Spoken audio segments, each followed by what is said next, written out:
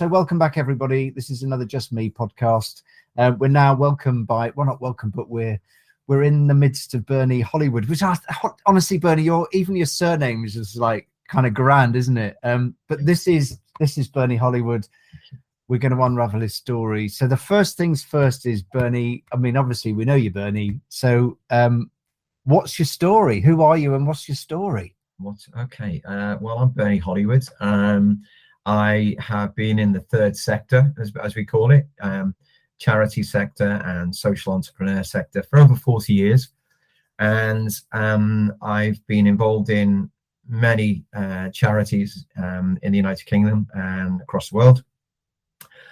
So over that period of time, I've raised over £42 million for those charities in 40 years and set up many charities along the way, which I'm still involved with. I'm delighted to say I'm an ambassador for many charities in the UK.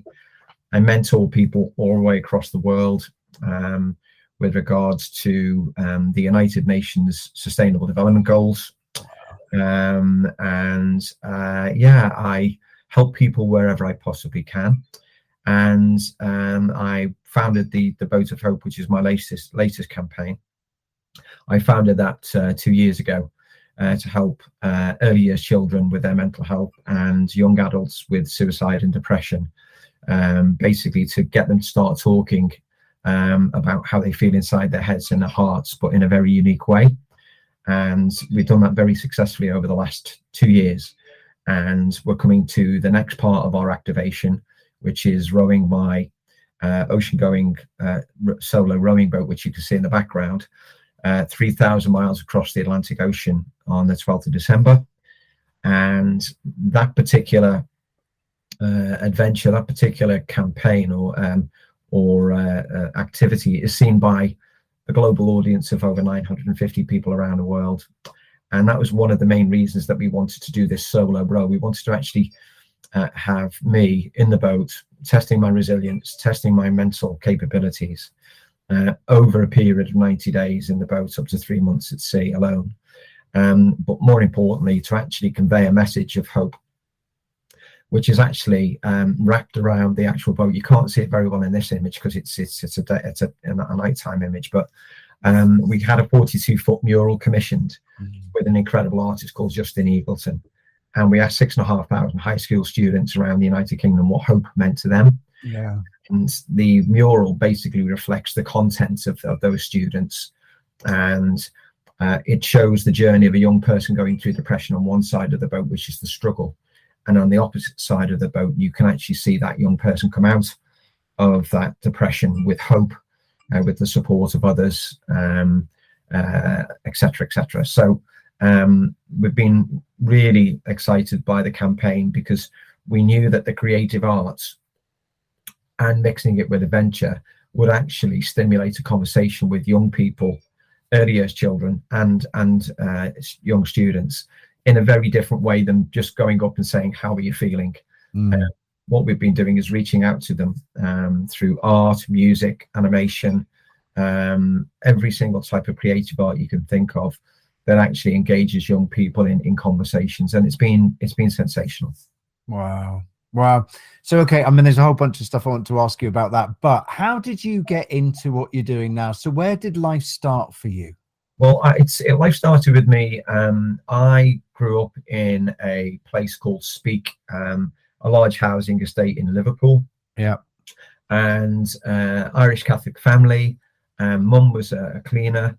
Dad went to sea, hence the nautical connection. Got you. And I lost my parents at the age of 23. My mum passed away with a lung disease called emphysema, and my dad died of cancer within 12 months of one another. Wow. And they were my rocks. I mean, they were everything. And my mum was an amazing giver. She gave everything away, even though she didn't have 2 brass 8-knees to rub together. She gave everything of herself, and all of her money went to the church. She was a strong Christian, and effectively that was my DNA. I basically lived and breathed that for 23 years with my family. So we've always been a family that have given and not received. And really, so when Mum passed away, when she was passing, she did say to me, please don't stop giving, because if you do give everything of yourself, you'll be one of the most richly rewarded people that you can ever think of in the world. You'll be and so it was meant to be. When Mum and Dad passed, I've had that basically ethos of giving all my life. And when I joined my employer that I left 2 years ago, I'm retired now. When I left my employer 2 years ago, which I worked with them for 33 years, I was heavily involved in the charity sector from the word go. Wow. And I used to look after 150,000 charities around the United Kingdom. And my job effectively was to make them more sustainable. Wow. To produce products from a banking point of view that would actually sustain the charities in a better way. Brilliant. So I looked after, small charities with, less than £10,000 worth of turnover to multi-million pound turnover charities, such as the big boys and girls that we know within the industry. So I had a huge wealth of knowledge that I accumulated all the way through that period, through basically what I was doing as well outside of the bank, and became a bit of a charity guru in my own way, because obviously I knew how to run a charity very successfully. And I applied that to 3 or 4 charities that I set up, and a number of them that are operating very successfully today. Brilliant. Wow. And what have you learned along the way? I mean, obviously I love the story about, your mum saying to you, never stop giving, because that's a beautiful thing to leave. But what have you learned along the way? I've learned an awful lot of lessons along the way, to be fair, Sid, because I've learned to love the answer no. Because everywhere you go, particularly in the third sector, no one's got no money. And now we live in very, very austere times, and they're going to get tougher. The one thing that sadly happens when times get tough is people stop giving, because they won't look after their own families, for goodness sake. So what I've basically learned in that time is that no actually means yes. And it just means that it's no at this time, but yes may come in the future. And what I've learned is that when you meet somebody and you don't know their story, and everyone has one, Sid, it's incredible how at some stage in your life that person will reconnect with you, because you've got the skill set to help them, or vice versa, they've got actually something that is now appropriate for you to actually engage with them in. So brilliant. Every time I get a no, or no, we're up to our eyes in budget, or we're in a partnership with somebody else for a couple of years, or whatever the case may be, is I thank them for their time. Because one of the great things that everybody has, and we all have equal measures of it, is everybody has time, and it's the richest commodity that you're given with when you're born. We all have an equal number of hours in the day to actually use, and it's really how you use them in the most effective way to get to where you want to be fulfilled. It's not about being happy, it's about being fulfilled inside yourself, and going to bed at night knowing that you've done your best for yourself. And everybody's done your best is different, and we're all here, and I've found this out, that all human beings are absolutely incredible. They're all multi-talented, they're all geniuses. All you've got to do is create the opportunity for those people to actually come without themselves, and you'll see the magic happen. So you're not born to be dumb. You're not born to be whatever you are in life. Given that opportunity, you can be whatever you wish to be, but you have to have the opportunity and the people around you to make that happen.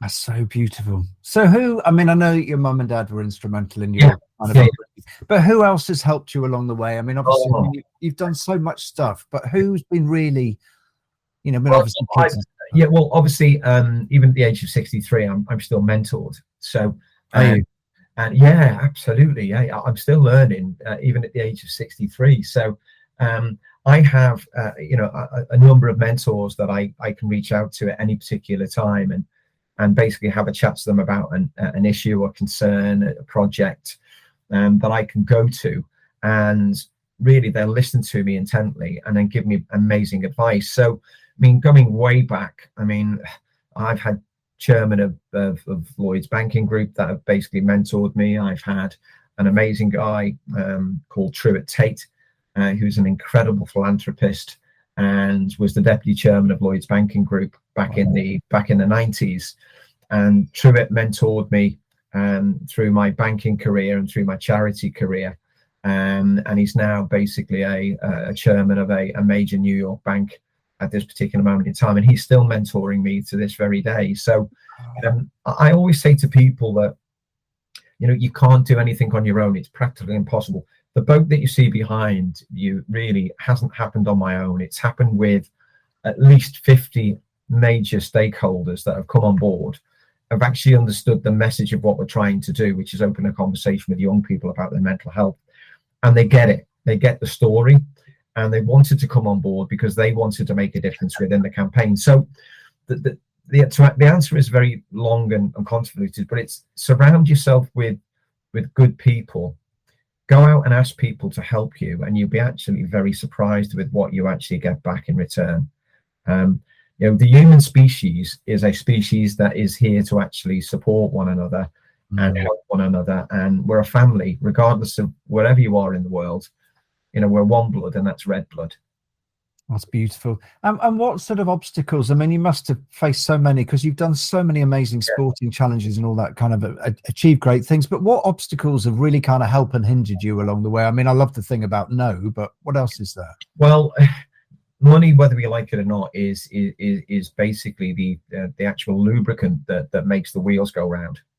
And sadly in life, we need funding to actually usually get something to actually get it onto the what I call the runway, to get it to a lift-off position. And what I found is that there are huge creative ways in which you can actually raise funds, or resources as I call it, within any organization or any particular campaign that you want to run. There are a huge amount of people out there that are extremely wealthy, not only in funds, money, but also are extremely wealthy in intelligence and other resources. So I've traded lots of stuff in my 40 years for money, which people want to get rid of. So it's like a rag and bone man, to be fair. If somebody can't help you with something, they've usually got something they want to get rid of. So there was one particular situation where I was trying to raise funds to actually build a school in Nepal, and I was desperately trying to raise around about £50,000 for it. And one of the gentlemen I spoke to basically had, I think it was about 1,000 wooden pallets he had in his yard. Because I said to him, I said, "Oh, I can't help you with any funding, Bernie, at the moment. We're a bit strapped for cash within the business. But you know, I've got 1,000 pallets in my yard that I'm looking to get rid of. Would there be any use to you?"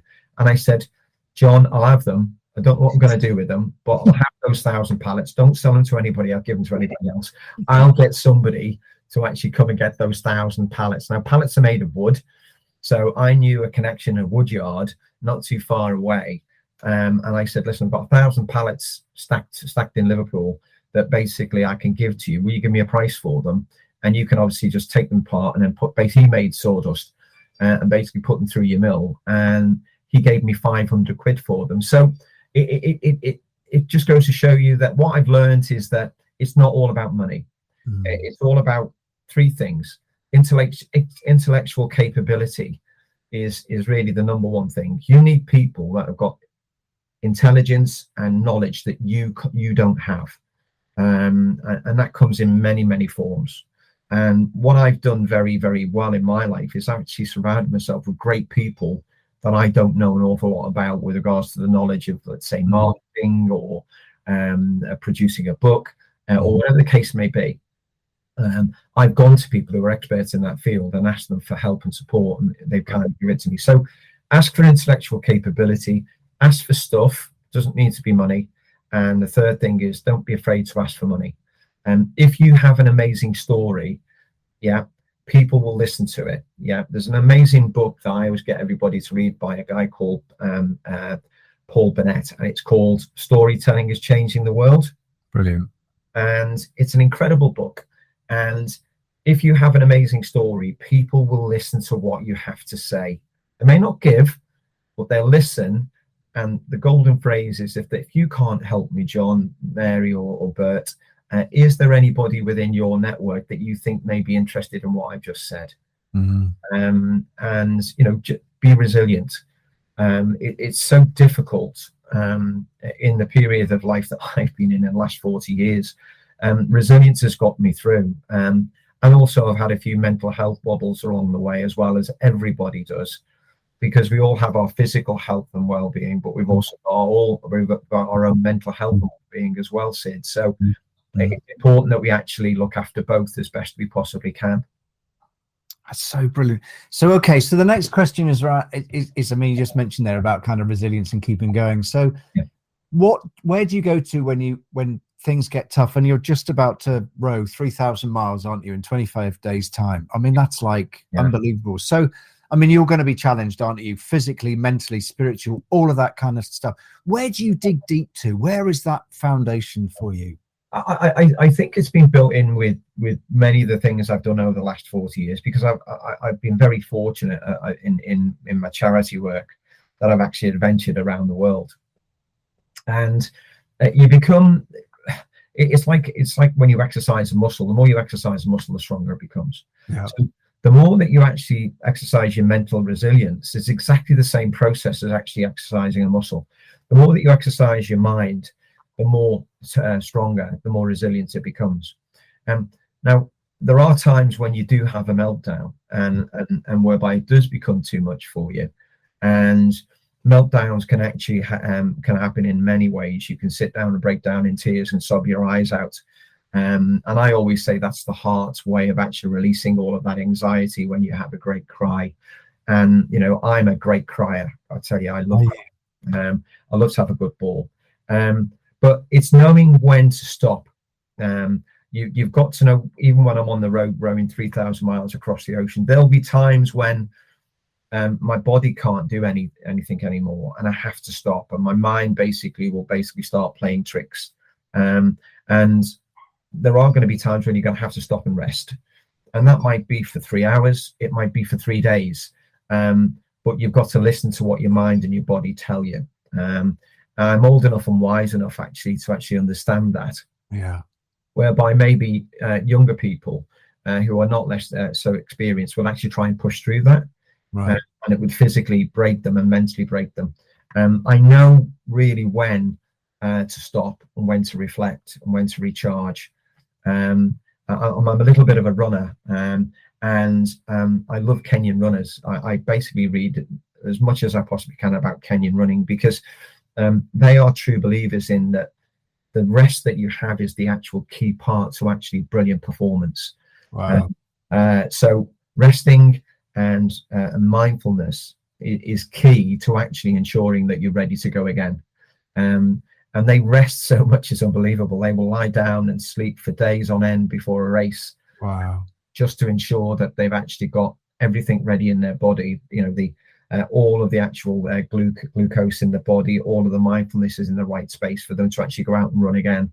So there's a great book again called Run Like a Kenyan, which is an amazing book to read, and it's got so many lessons that you can actually relate to normal life, that I've actually taken on board as well, to be fair. So so they're the lessons I've learned over the 40 plus years I've been doing this stuff, really. That's so brilliant. And in terms of the row itself, I mean, that's just like an unbelievable feat, but what's the training schedule that you've had to go to and stick to, and also the nutrition side as well? Yeah, that's a great question, Sid. I'm delighted to say that I'm actually in a race with 40 other boats. So and the actual organizers, it's called the Talisker Whisky Atlantic Challenge, and it's the toughest rowing race in the world, and it happens every year. And the organizers are absolutely incredible. I have to say that straight away.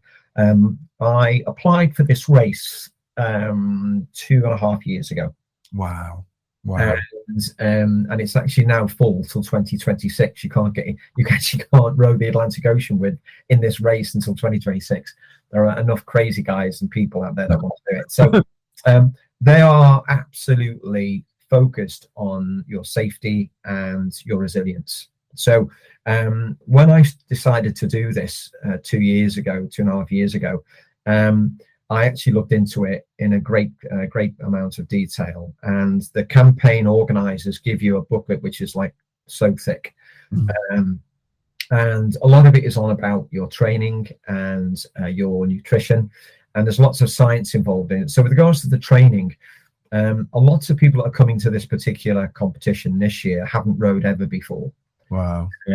This is the first time they've actually sort of decided they're actually going to row, and they're going to row the Atlantic. So you don't need to be an ocean-going rower. You don't need to row at Cambridge or Oxford to actually come and join the race. It helps if you know how to row. There's no question about that at all. But you can actually come to the row and actually get the training that you need to actually get yourself in good shape to row the Atlantic. So over the last 18 months, wow. I started rowing about 4 years ago. And I was just walking down the river with my partner at the time, Sharon, and I saw this amazing sort of pencil-like boat come down the river on the River Dee in Chester. And I turned to Sharon and I said, gosh, I'd love to do that.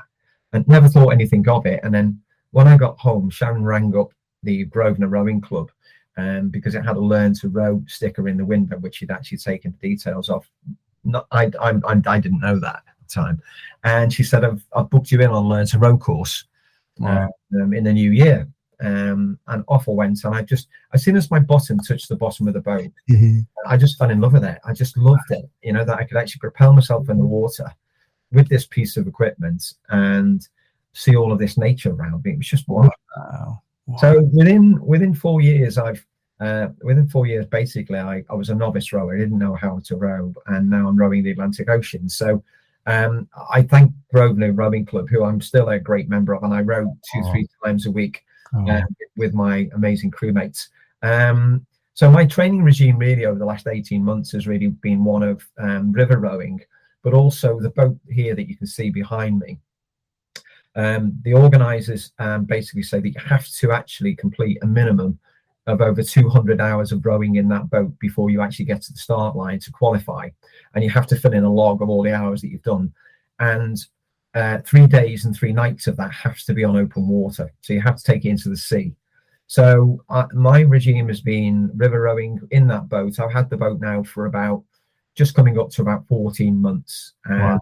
I've done over 220 hours of training in it. Wow. And she's been on open water on 3 separate occasions, in the English Channel, and she's been in the North Sea. Wow. And I've done a number of nighttime rows as well. I've done over 3 nighttime rows with her as well. So I fully know that boat inside out. It's full of technology. It's £70,000 worth of ocean-going rowing boat. Wow. And it's specifically built for the race itself.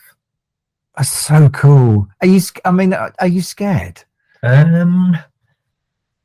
I don't really know, Sid. That's a really great question. Lots of people have asked me that question, and I don't really understand what scared actually means, because it's the 5 P's, isn't it? Perfect preparation prevents poor performance. So I prepared as best I possibly can to ensure that when I get out into the Atlantic, I understand what the conditions are, but more importantly, I know how to handle the conditions. Yeah. Because the conditions can change, in a turn of a dime. You can have flat, calm waters in 1 minute in the Atlantic, and I've spoken to many ocean rowers that have actually done the Atlantic crossing that I've done as a part of my research. And the next minute, you can have rogue waves coming along, 30 to 90 foot high, which will wipe the boat out. So I'll only be able to answer that question, I guess, when I get back, to be honest with you. But there will be scary moments. There's no question about it. I mean, when I was on the North Sea a few months back, I was in a force 5 gale.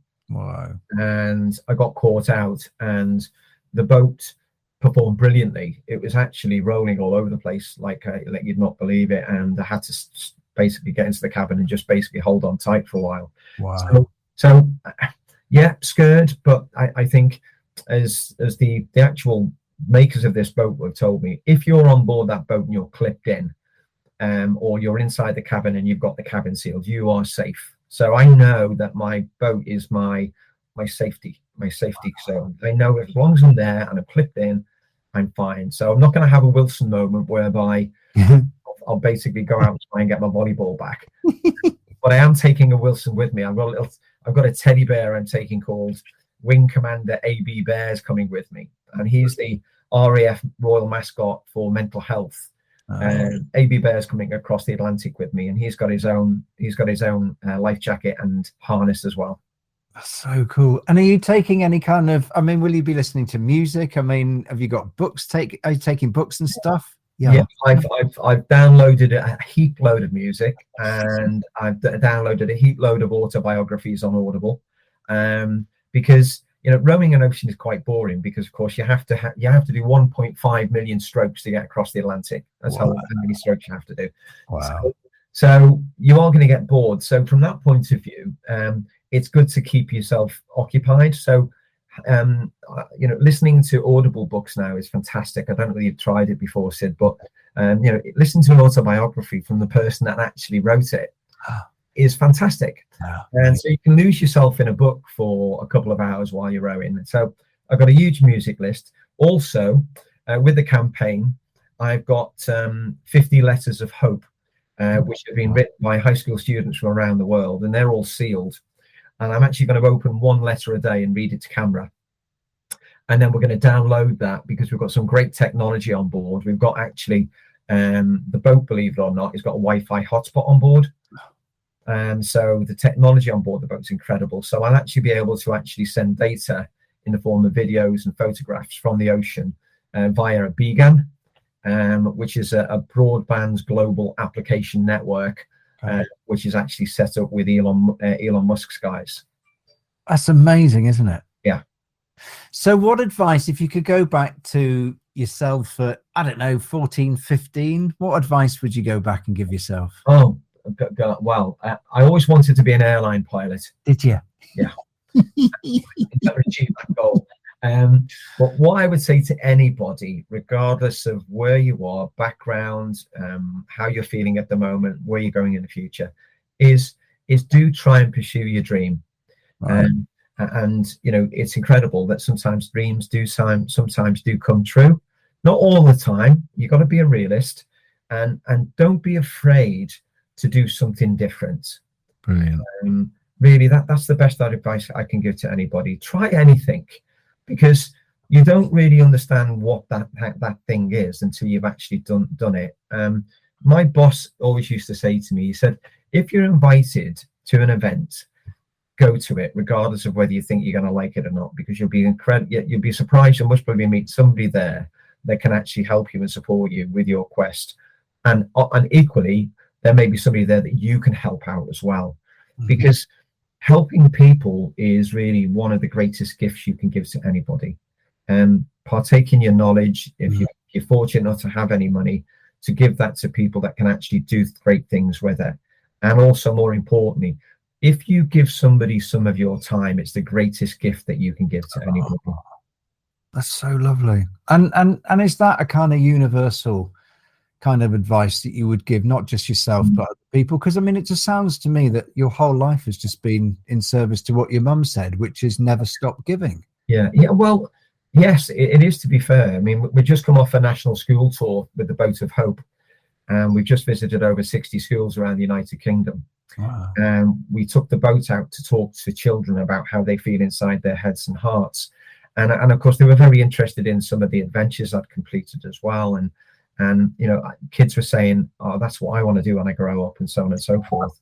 And it's amazing to hear that, because I was once that child in St. Ambrose School in Speke.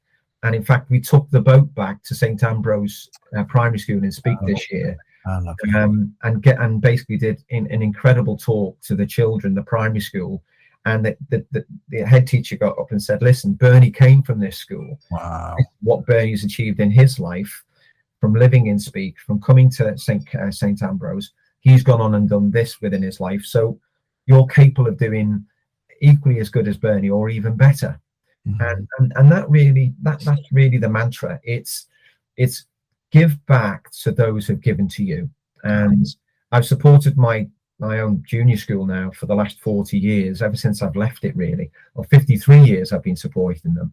And the school's still going strong, and it's getting better and better and better. It's still an incredible place of learning and love, really, to be honest with you. It's incredible to go back. And what gives you that sort of fizzy pop moment? I mean, is it going back to your school, your primary school, and kind of talking to those kids? What's that? Because I mean, it gets hard, doesn't it? I mean, it does, whether you're rowing or you're running, whatever. But there are moments you kind of go, oh God. Yeah. So what gives you that fizzy pop? I think that's a great question, Sid. I think what does it for me, and it's always done it for me, are young people, because they really get a bad gig at this time, you know, and what they've gone through in the pandemic, and what I didn't have, and what they have to actually endure now is social media, and all of the amplification of the issues of what that basically brings upon them about how they look, how they feel, what they should be doing. The pressures that young children are under now are unsurmountable, with regards to what I enjoyed as a young person.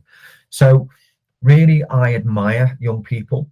I admire young people for many reasons. They've got to clean the planet up, which we've actually made a mess of.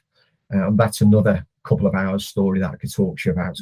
But, you know, young people are amazing activists. They are doing great things behind the scenes in their own communities, doing incredible things, and they are the future of the planet. And it's in great hands. Not all children are angels, we understand that, but the large majority are. And really, we're educating them now to go forward and hopefully save the planet for future generations. So it's children that inspire me, and the large majority of my charity work and my third sector work is being in a youth sector from the get-go, because I realized very early on that if we can actually take the child and make that child an amazing human being, the world is going to be a better place for it, and that's what I do across the world as well. And is that the legacy that you want to leave behind? I mean, you know, if we jump forward to when you're not on the planet, I just want people to, if they reflect on some of the stuff that I've done, and it goes back to what Mum said. You know, there's a saying that Mum told me, and it's an amazing saying. It really, really is. I always have it because I have it on my business cards here. And it's a saying that basically Mother Teresa said, "No one ever became poor by giving." Wow. Nobody ever became. And do you know what, Sid? That is so true. Oh, so lovely. Give of yourself. If you haven't got funds, give of yourself. That's the most important gift you can give. It's not all about money.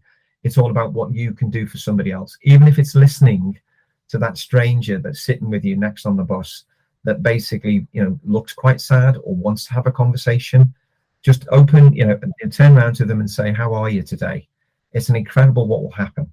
So no one has ever became poor by giving is really an amazing saying. It's a Mother Teresa saying, and it's one that my mum always used to use, and one that I've used on my little business cards that I've got that I give out to everybody. That's so beautiful. And what one word would you use to describe yourself? Crazy. I'm nuts, to be fair. Because it's usually, there's a great saying, is that it's usually the craziest people on the planet that do the most incredible things. And it's true, really. You know, I'm very fortunate that I can do crazy stuff. You know, when I get back from the ocean, I've got another crazy thing that I'd like to do and achieve as well. So but I'm going to keep the powder dry until I've got this one out of the way, because I'm very focused on the here and the now, and executing it with the best of my ability. So once I come home, God willing, get back in one piece, I'll be looking forward to the next particular segments of my life. That's so beautiful. So basically, you set sail, or you set row. You set sail. That's the right way of saying it. Yeah, we set sail on the 12th of December. Everybody can follow me on a little app. You can actually watch the city of Liverpool all the way across. Yeah, it's called YB Races. Right, we shall do that. And you just basically type in Talisker Whiskey Atlantic Challenge 2022, and you can watch the city of Liverpool all the way across the Atlantic Ocean. And you can see me go round and round and round in circles, and you can see me go backwards, and you can see me do everything. But it's that particular race, as I say, is watched by over 950 million people around the world. That's amazing. So ours is the only boat, apart from the branding of the actual race, ours is the only boat that hasn't got a logo on it. It's got this beautiful 42-foot mural on it. And when we come back in May of next year, May the 23rd, everybody, please come to Liverpool Cathedral, because we've got the Boat of Hope exhibition for 2 weeks. and you'll be able to see the boat on display in a very unique display. And you'll be able to see our book being read, Bernie and Boaty, which is an Amazon #1 bestseller for young children. Wow. It's been made into a play, and we're premiering the Bernie and Boaty play. And we're going to end the 2-week exhibition with all of the artwork from the children. We're going to end the exhibition with a rock concert with some amazing names coming to actually play at our exhibition to close the exhibition. And any funds that we raise are going to Liverpool Cathedral Food Bank and also to the Samaritans as well. Bernie, oh my life. I knew it'd be amazing talking to you. I mean, it's just so, but the thing that I love about you is your surname is like, I mean, it's just like it was born for Hollywood, wasn't it? I mean, come on. Well, do you know what? The name is as common as muck in Ireland. So if you go to Northern Ireland, every other person is Hollywood. So honestly, it's like Jones in Wales and Smith in England. It's very common. It's just that obviously you think about the Californian sign, and you think about the movies and so on and so forth. So it's not as glamorous as everybody thinks it is, and it's the person that matters, not the name, of course. It's so true, but it's just I think it's so lovely because when you say Bernie Hollywood, you kind of go, yeah, come on, and you've done Hollywood stuff throughout your whole life, haven't you? Well, yeah, I've done a little bit, yeah. Bernie, oh man, it's just been so lovely to meet you, and thank you for your wisdom, thank you for your time, and good luck.